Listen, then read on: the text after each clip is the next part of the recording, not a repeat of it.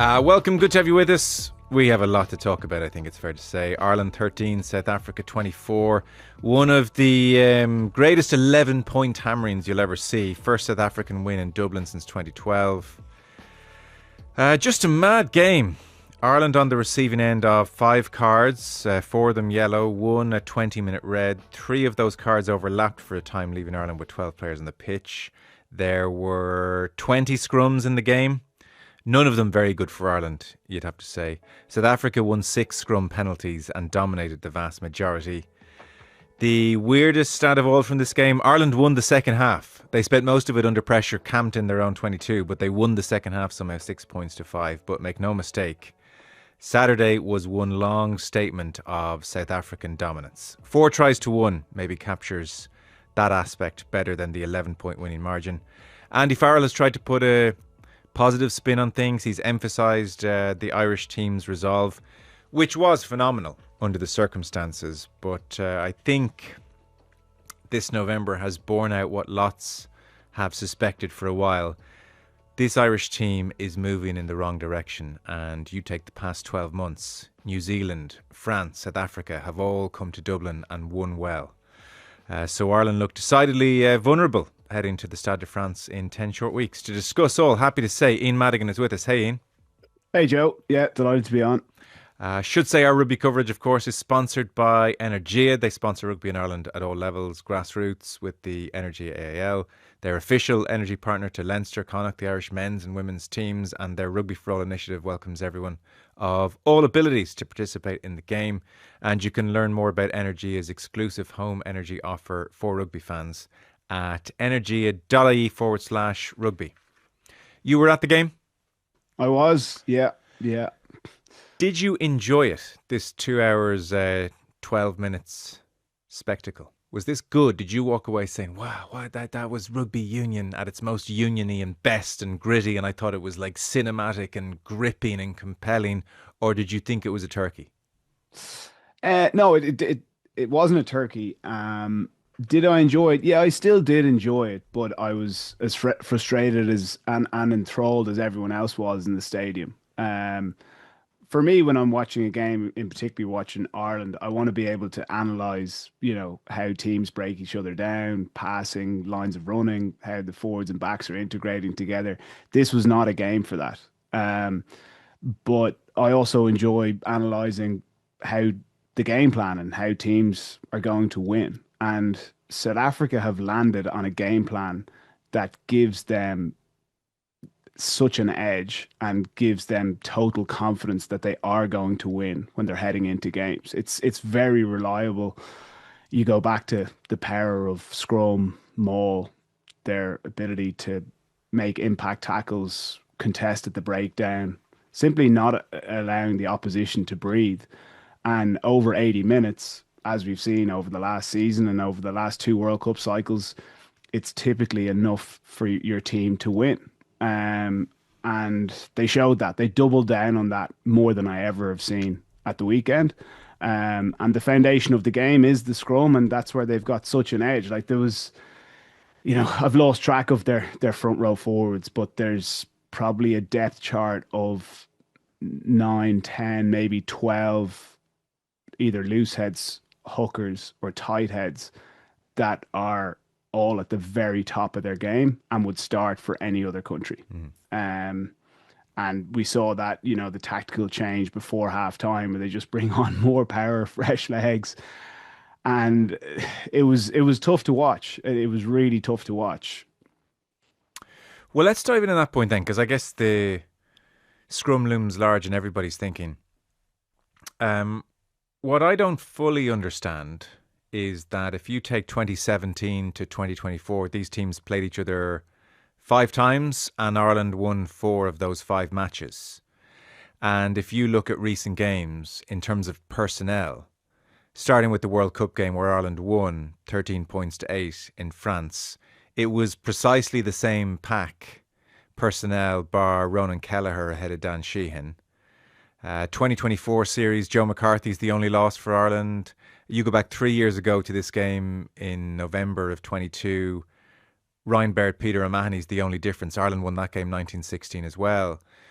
in advance, listen to lots of podcasts, read lots of pieces. Of course, we name check South African physicality. We name check the importance of the scrum. I didn't see anybody predicting this.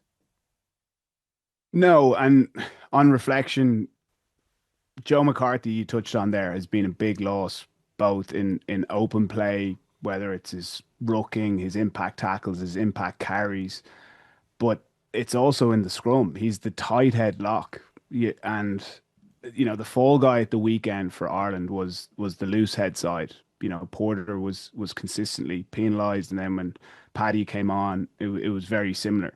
But the scrum as a system, it's across the front row where the hooker has a responsibility and the tight head has a responsibility to keep the pressure off the loose head side. And when you're coming up against a dominant scrum, and look, this isn't my area, and I spoke to James Tracy on it, and he's obviously spent his life in the front row for Leinster and Ireland. So he was explaining to me that the hooker has that responsibility, as does the tight head, but it's also the power and strength coming from the second row. If you have a really strong tight head lock in behind your tight head, it's going to make a big difference. And then it's also how your back row scrummages.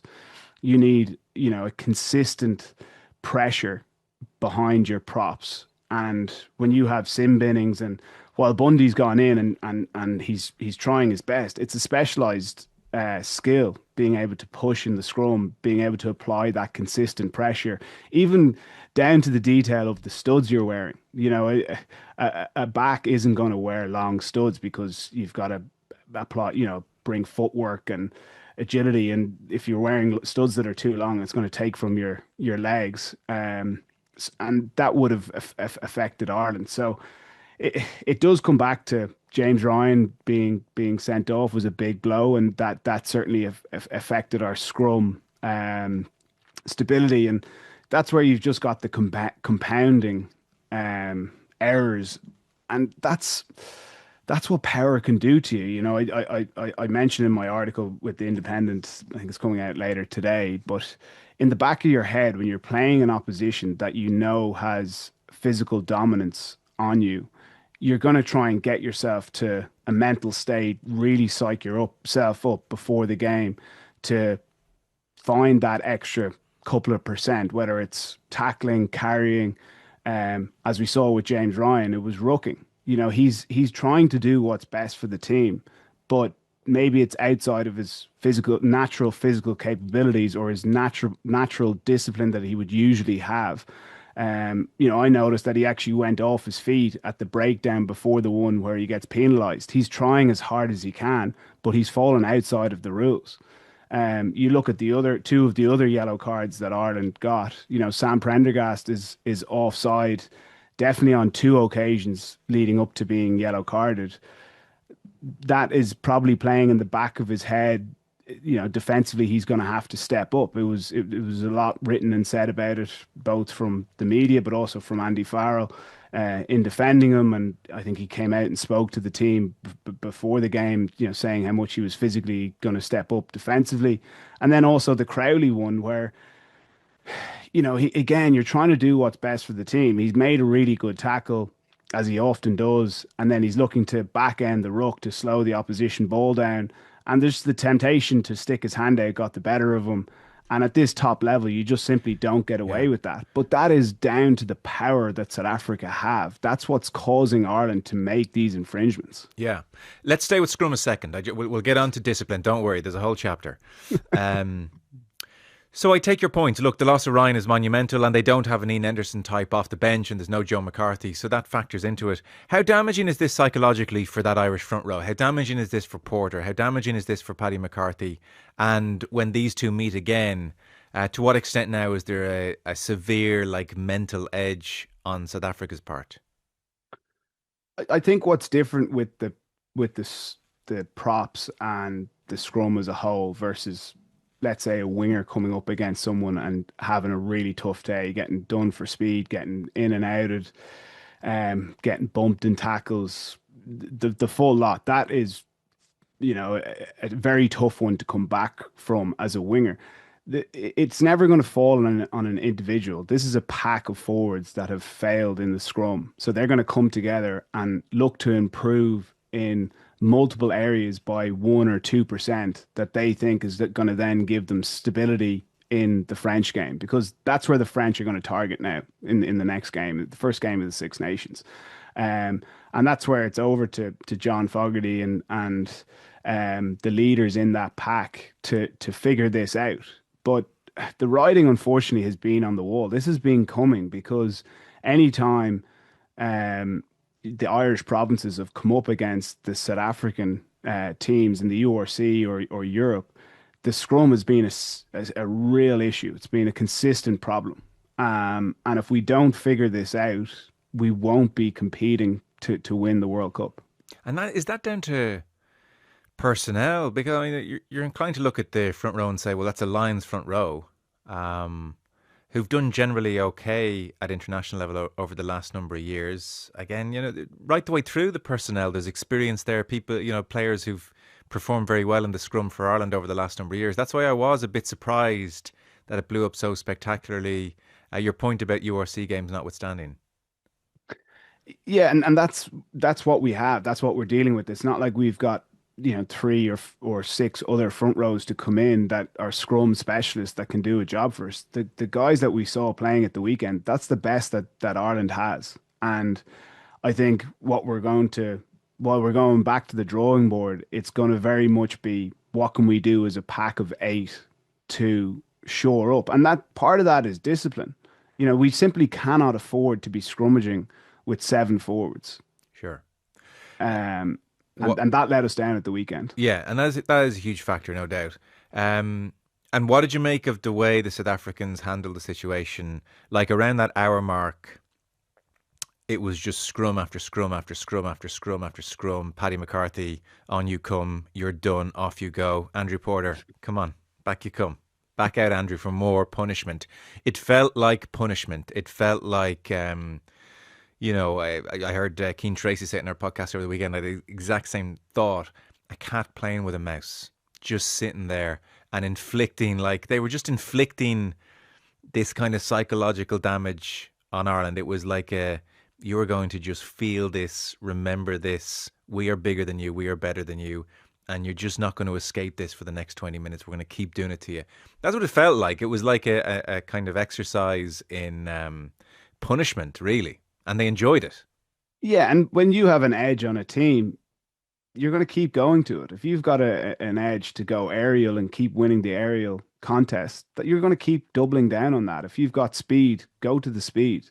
If you have dominance in the scrum, or if you've got dominance in the maul, you're going to keep going to it. And that's the way the game is at the moment. And if I was in the South African coaching team or playing, that's exactly what I'd be doing, because it's guaranteeing you that you're going to win games. And they just did that for 80 minutes. Almost at the expense of points, though. I mean, it was like a full-on, we're going to make you feel this. Yeah, it was, and it will have left a deep scar. I don't think South Africa will be head over heels with how they played outside of that. They certainly left a lot of points out there, and in the probably from 55 minutes on, they didn't play a huge amount of rugby. Like, they were going aerially when they were when they'd set pieces in our half, but there was times when they did turn it on with their running game, and they had a fluidity to their passing, their footwork, their ability to hand the Irish defenders off. Yeah. You look back to the Willemse try.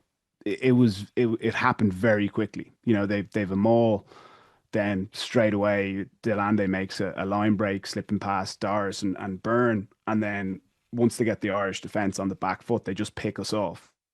And there probably 3 or 4 occasions of that. There was one where Peter Steph du Toit goes down the touchline. It's really accurate passing, really attritional on the sideline. The scrum dominance, it fed into the Sasha Feinberg try. Yeah. And we actually, I think we were possibly down to 12, maybe 13 men at that time, and we managed to get numbered up, but it's still a one-on-one tackle with our scrum half against what is a phenomenal athlete in Sasha, and he just times that fen perfectly. Yeah. But yeah. So, well, let's put a bow on the scrum thing then. So, like, for instance, was James Tracy worried about the Irish scrum? Did he also feel this has been waiting to happen? Do you feel this is now like a going concern? You mentioned Paris; they're going to target it for sure. I'm just asking from the perspective of the last 4, 5, 6 years. We preview a lot of Ireland games. We review a lot of Ireland games. They win a lot of games. It doesn't tend to be a big, oh my God, our scrum. Like the line out has been the dominant kind of set piece Yeah. worry of the last 2, 3 years. So I'm just trying in my own head to figure out what the hell happened and what it means going forward, maybe more so in particular. Are we now very vulnerable at scrum against top tier nations based on Saturday, or do you think it was just an extremely bad day? It was a bad day, and there's factors that have made our scrum look worse than they are. As we said, the James Ryan red card, Joe McCarthy not being available, not being able to scrummage as eight.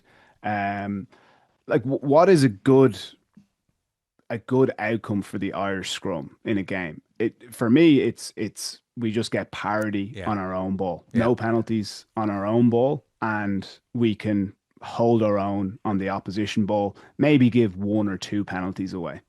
Um, but you think back to even the quarter final against New Zealand, we get pinged on the loosehead side, two crucial penalties. So it's not like it hasn't been an issue. It's been festering in the background, and this is kind of a tipping point. I feel so. okay.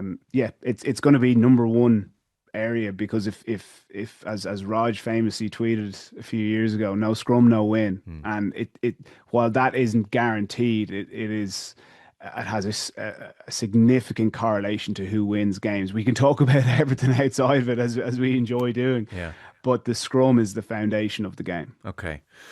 Good man. That's not your area of expertise, so I pushed you a bit No, there. it's But not. we'll do a piece with a front rower the next week or two and dig into it with that person. So look, discipline is the other aspect. The two kind of lasting memories I suspect from this game will be the scrum and will be Matthew Carley. So 5 cards, 4 yellows, one 20-minute red. The 20-minute red was James Ryan on 20 minutes, that kind of flying missile towards Malcolm Marks. Then you mentioned Sam Prendergast, who was offside several times, and there were persistent team offences as well. Jack Crowley slapping the ball out of Reinach's hand. That was at only 5 points down on 40 minutes. The game was, Ireland were actually doing okay there under the circumstances. It was 12-7. They'd got the Sheehan try. Half time was like imminent. And then Crowley does that. And then before halftime again, Porter gets pinged. So suddenly it's a disaster as they score a penalty try. And you felt the game was over at halftime. And then the other card was Paddy McCarthy on 62 minutes, who promptly came on and went off again. Um, Matthew Carley is generally being praised for his performance. I'd put it to you, he made two big mistakes. Number one is James Ryan should have been a straight red. And number two is Sasha Feinberg and Gonzalo's hit on Tommy O'Brien. Starting with that one first, I thought it was borderline extraordinary.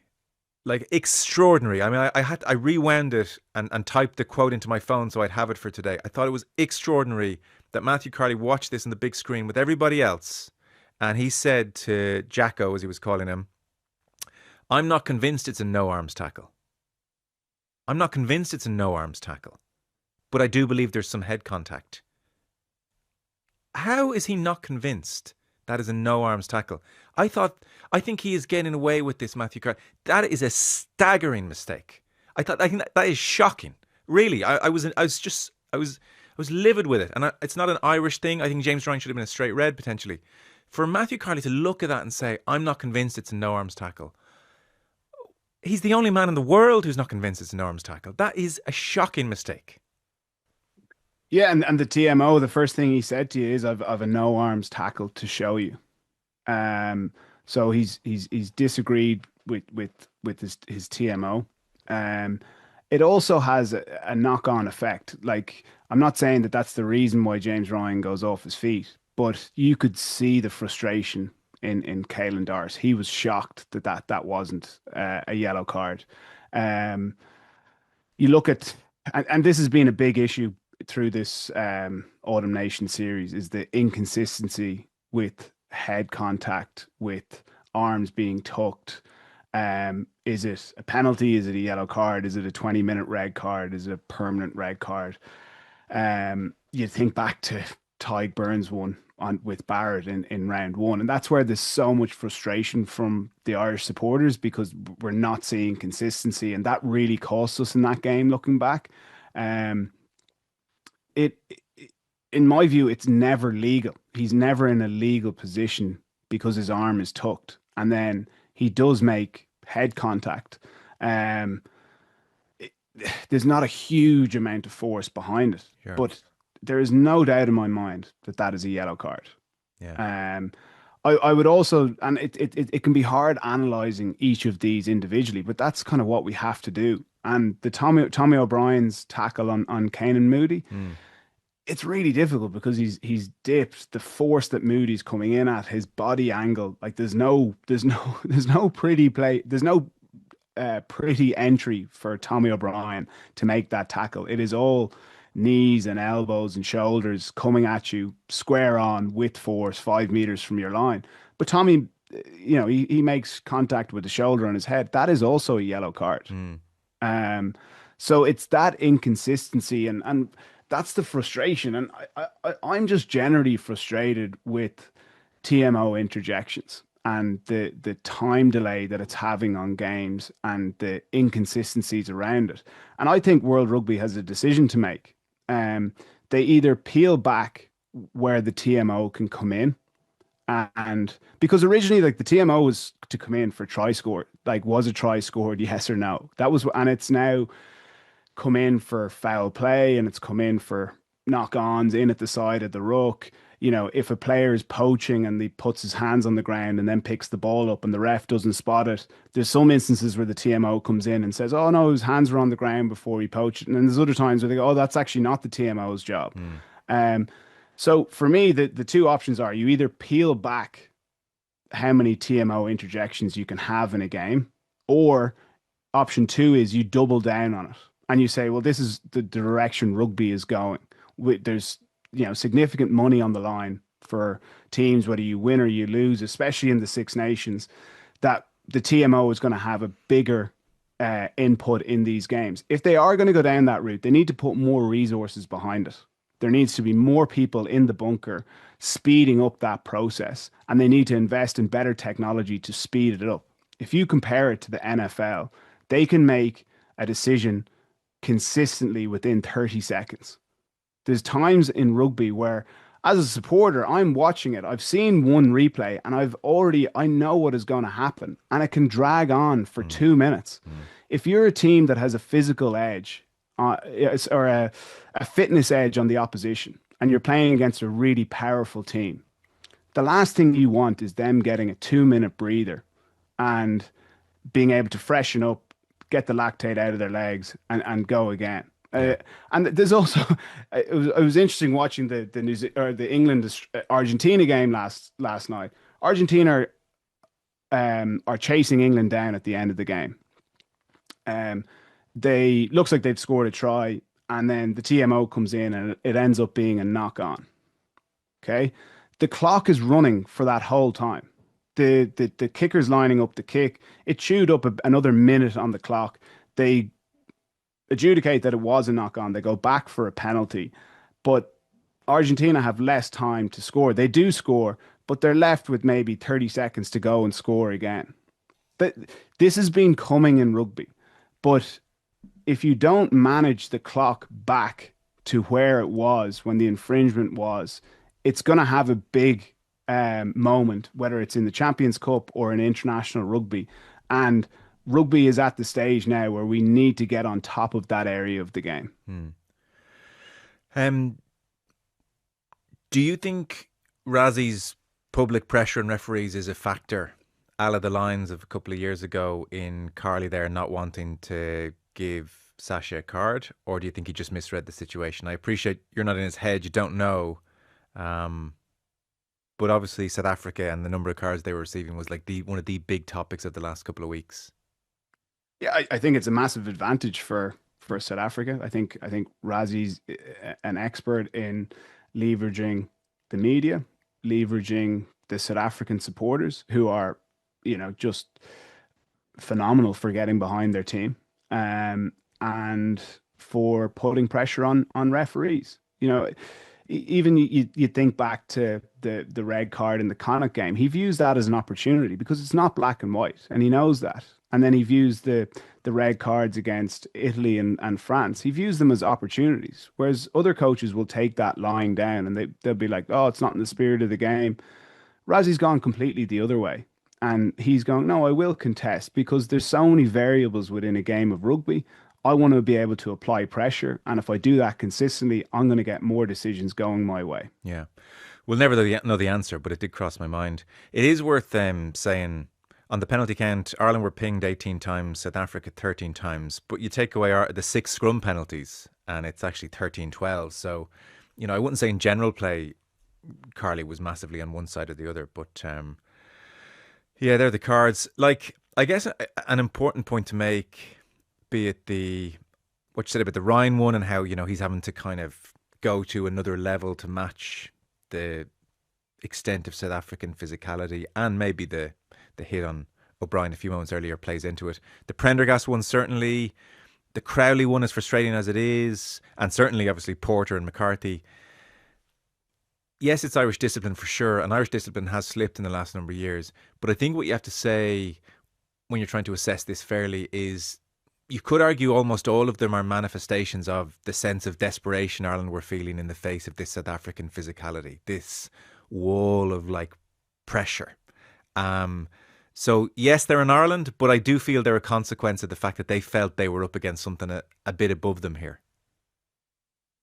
Yeah, I'd agree with that, and that's pressure, and that's what South Africa just applied on us. And if you make a mistake, they capitalize on it. And even when you feel like you're getting on top of them, they have this ability to come out with a big physical effort to then turn the momentum back in their favor. Ireland are trying to do that to South Africa. And there was multiple times on our goal line where we had these huge moments of big impact tackles, counter rucking, poaching, but they were on our line. South Africa were doing them throughout the pitch, which was giving them, field pressure, and that's where they want to play the opposition in your 22, and they did that for large parts of the game. Yeah. So it's a difficult game to analyse. We've kind of tried to deal with the scrum situation and the referee. It's a pity they're such big factors here, but they sort of are. They define the game in many ways. Say you take the first 20 before James Ryan is off the pitch and it's 15 on 15 and you can kind of judge it to be somewhat equitable and you can maybe garner the most from. So the Villains have tried, they cut Ireland open. You mentioned Doris stepped out, and then it's, you get to see how brilliant they are. Diolande spots the gap straight away. But I mean, if you then have a play where there's a quick ruck, but also Sasha gets the ball in his hands, Colby gets the ball in his hands, and Damien Willems gets the ball in his hands, it's no shock it ends up in a try. They are just devastating in those moments. What also struck me about the first 10 minutes is Ireland started well the first 2-3. James Lowe got the ball out wide a couple of times, one kick not so good. But, there was a crispness out of the Australian game to them. But it did strike me, and it must have been psychologically, again, a bit of a message that twice in the first 7 minutes when Ireland were in good attacking positions, in the 22, give or take, South Africans 22, South Africa turned them over at the breakdown. Twice, and I got an early sense early on of that big South African wall, and I felt the Irish team did as well. I don't know your feel on that. No, I'd agree with you. I shared the same feeling, and when the difference between the two teams, when South Africa got dominant and got go forward ball, we've mentioned the Willems to try, it resulted in scores on the board. Yeah. Or carnage at least, and scramble and all this kind of stuff. Yeah, when the first line out that Ireland get in the South African 22, we win it really nice drill at the line out, kind of shaped like we're going to go for a maul. We decided to pop it down and play off it. It's really crisp, clean passing, and Ireland go, the first carries by Bundy Aki, 1-on-1 with Sasha, and he stops him dead. Like, brilliant tackle. Then we go back the short side to Sheehan, who's probably our best forward carrier, and he is also stopped dead behind the gain line. Then Baird, full credit to him, manages to get us kind of back over the gain line, but we're not over the advantage line. And then Doris has a carry, he gets driven back. Then Ringrose has a carry, he gets driven back. So we've had kind of 5 phases of actually we've played really nice rugby. It's really accurate, crisp passing, speed of the ruck or the quality of our rucking is good. The speed of the ruck is really good. And then we actually pull out a bit of magic from Hansen. He manages to kind of slip a tackle, slips it to Tommy O'Brien. And against probably 90% of teams, I reckon he's scoring that. But the tackle that's put in on him is really impressive. And that's where you feel like you've thrown 5 or 6 of your big punches. And that's usually enough to score against the majority of opposition. But against South Africa, it's not. And then, surely enough, they come up with a poach, hoof the ball. And that's a feeling of, oof, we've thrown our best here and we haven't got the result that we'd hoped. And that was a hammer blow early on in the game. And that's when I was watching it live, I got to kind of 15 minutes and I was like, I was hopeful for our chances going into the game. And if we lost, I thought it would be within 7 points. I was watching that, and this is pre the red card. I was like, we are in trouble here. Same. Yeah. Yeah. And I think the players sensed it. Yeah, they would have. Yeah. Like they're very instinctive, and that's where you go, whoa, these guys are good. and I think and then Willems does his thing, scores the try. Then you've the controversy again over the hit on O'Brien, and it's not a yellow card. I think all of that is in Ryan's head, consciously or unconsciously, when he says, "I'm up in this," and it's reckless, and again it's wrong. And Andy Farrell said afterwards he apologised to the team, so it's bad. But I actually think it stems from an early recognition of the fact that we are really not in trouble. That's too strong, but we are so up against it here. We've thrown a few good punches here, and this guy hasn't even blinked.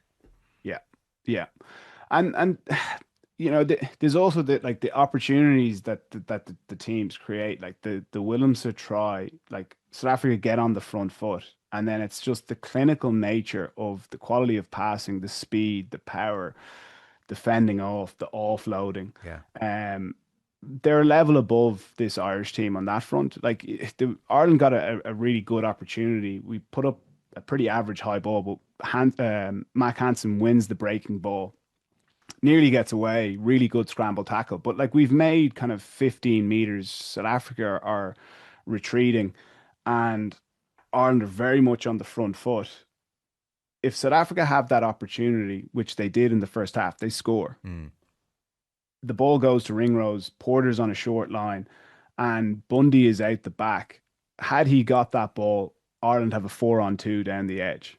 And they're the opportunities. There's never going to be, it's not like you're going to be analysing 10 of these opportunities in a game of this level. You're going to be probably analysing 2 or 3, and you have to take them. At the time, I wasn't thinking, oh, that's a big moment. But on reflection, when I've watched the game back, it was a big moment because we've hung in there for dear life. Had we scored there and get it to a 5-point game, having not had the dominance, maybe South Africa get cagey and we could end up pulling out, a result for the ages. But I'm clutching at straws there at the same time. Yeah, I think, unlike the previous encounters, this one felt like clutching at straws. Every single thing has to go perfectly here for Ireland to hang in there and win this game. And for everyone that I've described there, South Africa have had probably 3 or 4 of those their own that they'll look at and go, oh well, if we had done X, it would have had a significant difference on the scoreboard. Yeah, like put it this way, and here's an interesting way of putting it. Based on what we saw in those exchanges, 15 on 15, if Ireland had par to kind of struggled a little bit at scrum, but like not 6 scrum penalties and not 2 yellow cards and not a penalty try as a result of scrum, if they, 2 penalties conceded, no yellow cards for Porter or McCarthy. Just done, held their own ish in the scrum and had no cards. I still think South Africa win this game. They play it 10 times. Based on what we saw, I think South Africa win that game 8, 9 times. Ireland need everything to go really, really well. I feel maybe that's over egging it. No, it's not. And you can cling on to the scoreboard and you can say, oh, well, we won the second half 6-5, and we could have scored at the end of that game to lose by 5 points, for example. But that that doesn't mean that we're 5 points behind South Africa. The difference between finishing within 5 points and beating a side are two completely different things. So If yeah, no, totally agree. You know those punchy carries you mentioned early on when Ireland, were in the game and they're fresh and there's no fatigue and the big ball carriers, be it Bundy or Doris or whoever else you mentioned there, and they're kind of stopped dead. Like that's kind of a strange one, isn't it? Because you wouldn't say Ireland have gone backwards physically. You couldn't say that. So what do you put that kind of thing down to? it's hard, because you're trying to analyze each of them individually, and then you're trying to then off the back of reviewing 50 or 250 over the four games. Um, some of our guys haven't reached their peak for the season yet. Like, you've got guys like Conan coming back from a hectic Lions tour. We haven't seen like barnstorming runs that we associate with him. Um, we've and that has a knock-on effect, because as we've now seen in the game, it's when you get over the gain line with the dominant carry that the pitch starts to open up. And we just haven't got that initial kind of go forward to be able to do that. Yes. The moments when we did do it against Australia, our attack looked really good at the start of the South African game. You mentioned it there, the two balls we get to low. It's great recognition of space, the quality and the speed of the ruck ball, the quality of our passing. It is there. But for Ireland to be able to beat France and England in the Six Nations, there's a few areas that we really need to improve on. That is definitely one. Mm. The other one is the aerial contest, and we referenced it in the New Zealand game. The quality of the contestable kicks that we were putting up in the New Zealand game, separate to kind of Gibson Park, who box kicked particularly well that day, they weren't good enough. Yeah. We found a quality against Australia, and that gave us a foothold into their half, and we largely dominated Australia for that game. Against South Africa, we weren't accurate enough with our aerial kicking game. There's an argument that Australian game gave us a massive false sense of security on those two fronts. Farrell after the Japan game openly talked about a lack of kind of punch in the carries. So against Australia, like physically, just because in hindsight, like that Australian team are wiped. They're done. Like you can't put any stock in that, I don't think. So the carries looked all the better. And then against South Africa, you see where you really are. And then those kicks, like Australia had a horrible day in the air. Like they couldn't, some of them, Yeah. those guys couldn't catch a ball. Ireland growing confidence. And again, on Saturday, you see where Ireland really are. So that Australia game, increasingly you can kind of eradicate. Saturday was the test, and they got a nice little warmer-upper against Australia. Look at it in those terms. But then when they really got tested, it was like these two big aspects you're not even close on. Yeah, and Australia, they're a band two side, as the Yeah. rankings show, and as the World Cup draw is coming out. Alongside Fiji, Scotland, Italy, Wales, and Japan. South Africa are the very top of band one, alongside New Zealand, England, Ireland, France, and Argentina. Um, that is the difference there. You're playing against a team like South Africa; they don't allow you to breathe. Australia are probably 20 points off that, if Yeah. not more. And Yeah. and I thought Australia would have one good performance between their last two games, Ireland and France. It actually didn't come against us, and they actually played significantly better against France. And while they lost by, I think, 15 points on the scoreboard, and there was, a couple of breakaway tries, that's probably as good as they could have played. And Mm. that kind of is a good reference point for us coming up against France in the World Cup. Like France probably could have won that by 25, 30 points had they been at their best. So it also shows you that when you're under pressure, it affects your execution. Australia didn't have us under pressure, so we'd more time to get our passes away, more time to be accurate with our Gary Owens. When you're coming up against South Africa, that extra second is gone. You've got to be able to execute an accurate kick or an accurate pass with maximum pressure coming onto you. And if you get it wrong against a tier one side, as we saw with Crowley getting caught in the backfield against New Zealand, it resulted in a try. Yeah. So slightly bigger picture then. This November, double-digit defeats to New Zealand and South Africa. Australia win. As we've said, we have to be real about what that says about the team and where Australia were. So Ireland started November 3rd in the world. They're now 4th in the world behind England, and I think that's probably right at the moment. And then broader picture, and maybe this is like the kind of damaging picture. I mentioned it in the introduction. You go back these last 12 months now. New Zealand last November, as well as Chicago, so they've doubled down on that. But certainly last November, New Zealand, France scoring 42 points, and now South Africa. They have all come to Dublin. They've all come to Dublin and just put in a very comprehensive, we're better than you performance. So that is a trend. So Ireland just feels so fragile at the moment in comparison to where they were at their peak. It's not to say they won't come out of it. It's not to say there's a post-World Cup hangover of sorts, and then there's like the Lions, and just guys aren't physically where they need to be. That's a kind of optimistic hope that they re-emerge for the Six Nations and it's a reset. But yeah, they've just regressed. And it's no crime. Like, if 23 was the peak and maybe that's the best Irish team we have for 15 years, that's okay. Like, they were an amazing team and they were thereabouts at a World Cup, but we're just nowhere close. Like, we have to call it as it is. That 23 side would cause this Irish side now major problems. We're just not at that level now on a whole host of fronts. No, and we've overperformed for our overall population, but also for our population that plays rugby. You know, like if you look at the sides that are above us, and let's focus on South Africa, France, and England in particular, they'd have 5 times, if not more, the number of rugby players. Yeah.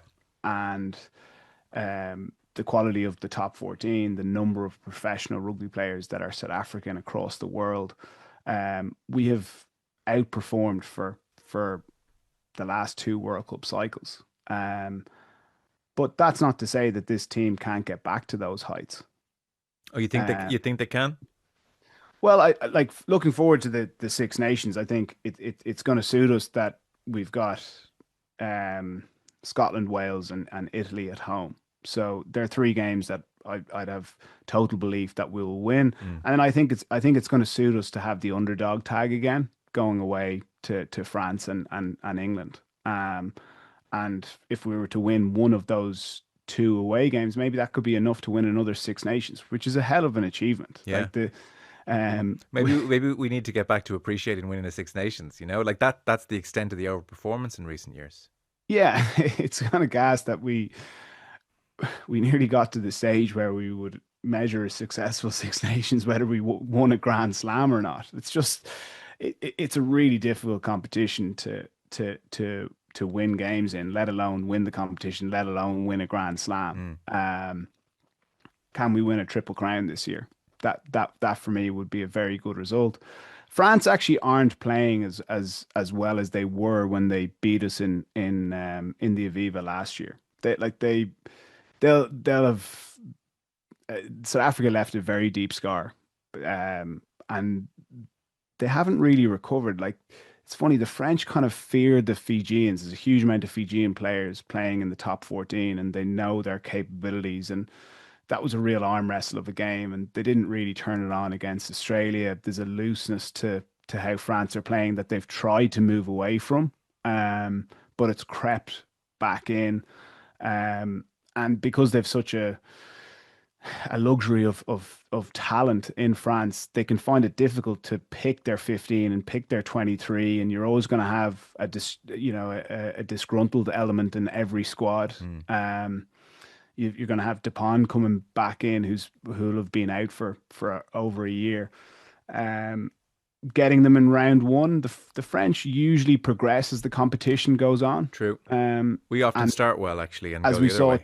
Yeah. because we have the luxury of being better prepared because the schedule of the top 14 is just absolutely relentless. We can pull our players from the URC a week to effectively give ourselves 2 weeks preparation leading into round one of the Six Nations. France don't have that luxury. They'll play a top 14 game the week before. And getting them round one is probably when you want to get them. We saw in the Aviva last year when you get them when they're tuned up in round 3, 4, or 5, it can be really difficult. Yeah. But it's going to be a tough schedule, and it's also like the Six Nations schedule has changed this year. You used to have 2 games a week break, and then have an individual game, another week break, and 2 games. Ireland are going to open up with France, then we'll have Italy at home, and then we'll have to go away to Allianz Stadium, Twickenham, for England. 3 games on the bounce, where we don't quite have the luxury of rotating. Maybe we will against Italy, but they're a team that's really progressed as well. Yeah. Kind of strikes me, it must be, God, like for the Leinster players, talk about kind of out of the one kind of tricky situation into another and then back into another. Like, so the Lions is its own wonderful thing, and you suspect they had a good time, but it drains you. So if you take this year, for a lot of them, the season's building up, and it's the gut punch of Northampton. And even though they win the URC, I don't think that fully compensates. I don't think any of them flew off for their summer feeling like that's a great season. So they have the latest Leinster gut punch, and it was probably the worst in some ways of the last number of years. Then the Lions, which they enjoy, I suspect, but it takes more from you. And then their sign off from club activity this year was a humiliating defeat to Munster, and they can't put that right the following week. They just have to disappear to Irish camp.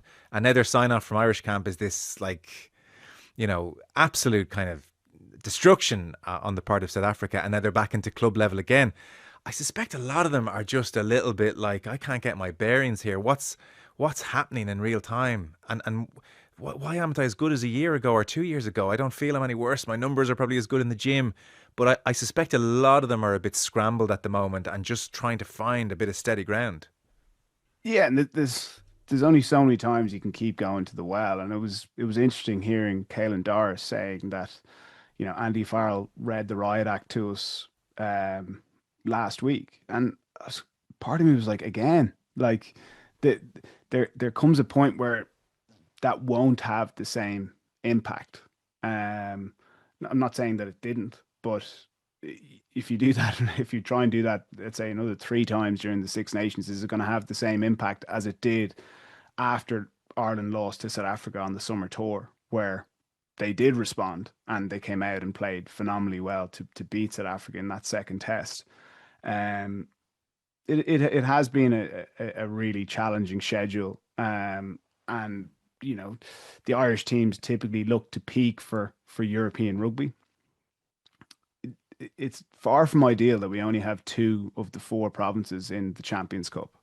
And it's going to be very interesting to see how, Munster can come up against the Bath pack. They're the strongest team in the Premiership, head and shoulders above the rest of the deepest squad.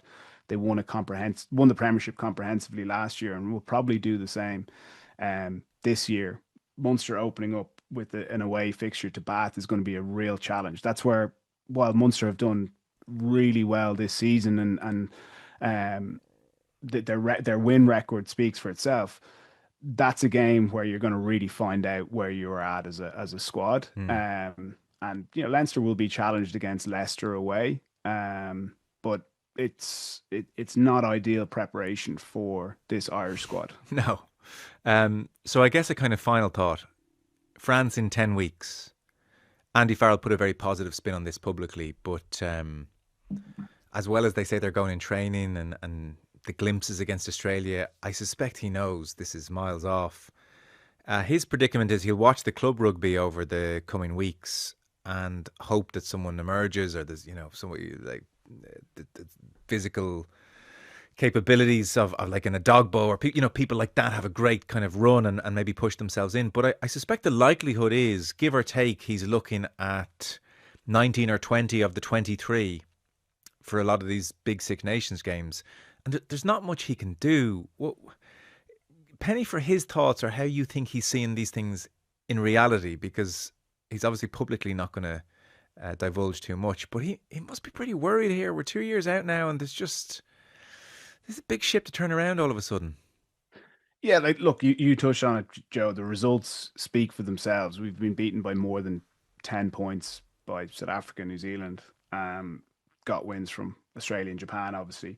But he'll be looking to focus on the positives. The positives for me from this Autumn Nation series, Paddy McCarthy at building depth out in that loose head position. While it was parts of the game at the weekend were tough for him, we also saw some of his ball carrying was exceptional. Yeah. His ability on the ground as a loose head, he came up with I think one or two turnovers.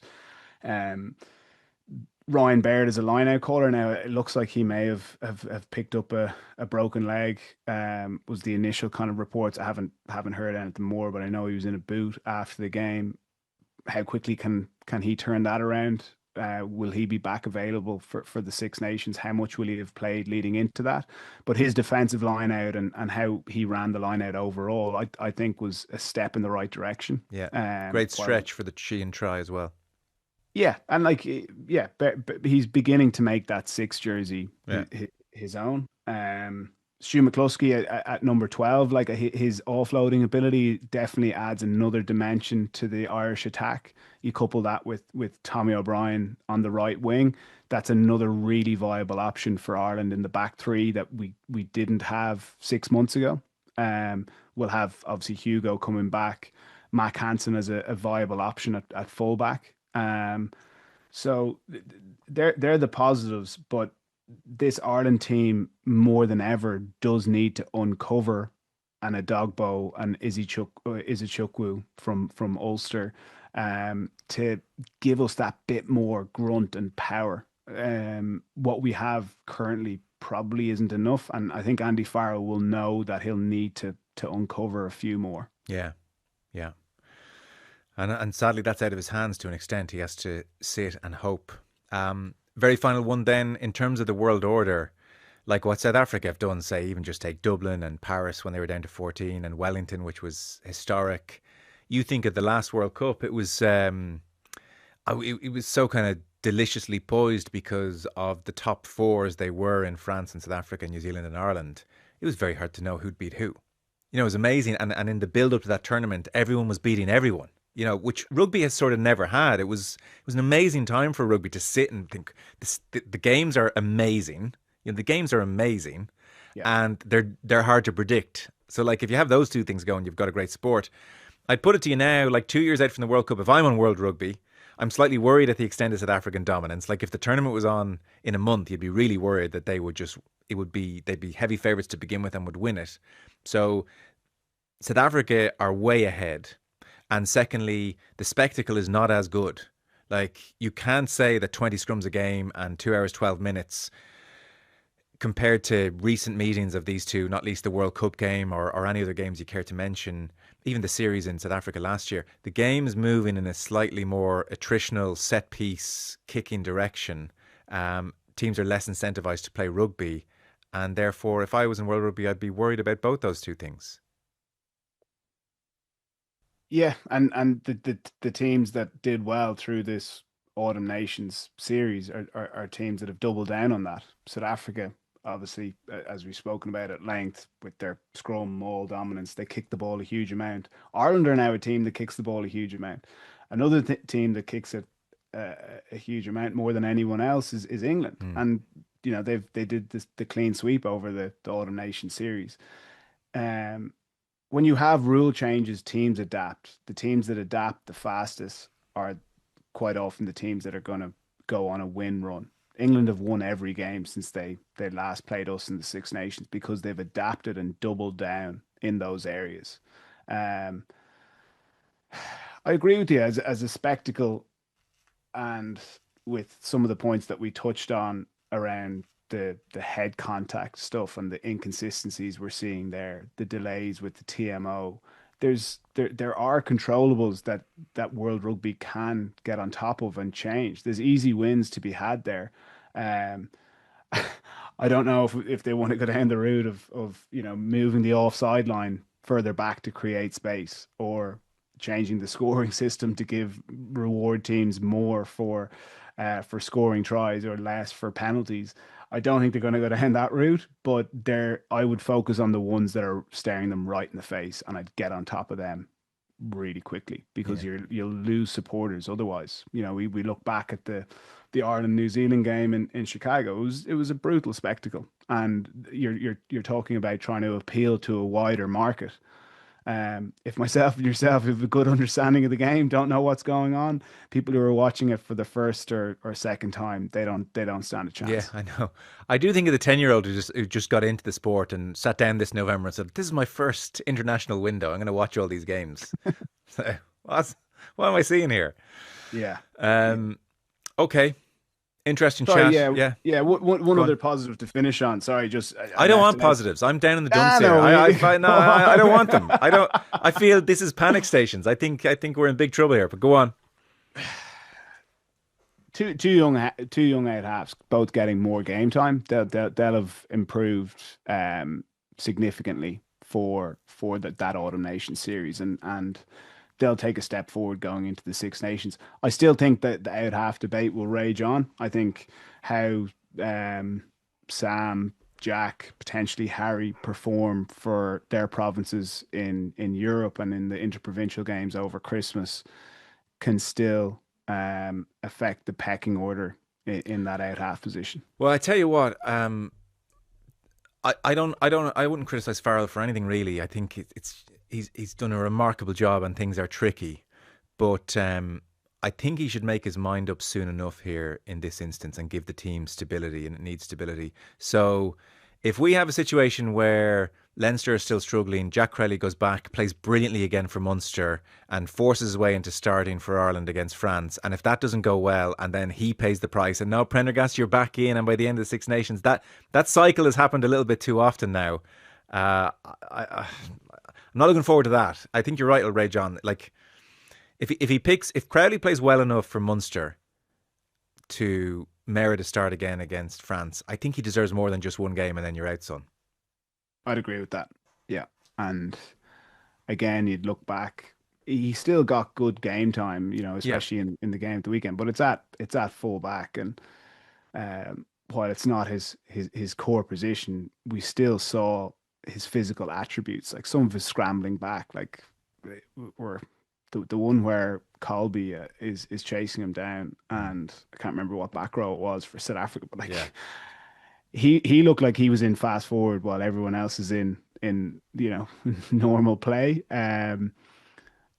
Yeah, and but the other side to it is that the penalty he gave away will have really frustrated Farrell. for Some of the sure. quality of the kicking from both Sam and Jack will be work-ons. And look, the great thing is you've got Johnny Sexton there who knows the game inside out. He will be working with these guys closely over the coming 10, 11 weeks to eke out those improvements. And he'll be really excited about those incremental gains that are going to have a significant impact on results for Ireland going forward. Yeah, okay. Very good. We will leave it there. I guess we're back to the club game over the next couple of weeks. Ian, thanks a mil. Brilliant stuff. Pleasure. Cheers, Joe. Yeah, off to Newport for Dragons Leinster on Friday night. So everyone who's tuning in on Premier Sports, I'll be there. Text me and let me know how it goes the next day, will you? All right, good man. Thanks. Cheers, Joe. Thanks, Mel.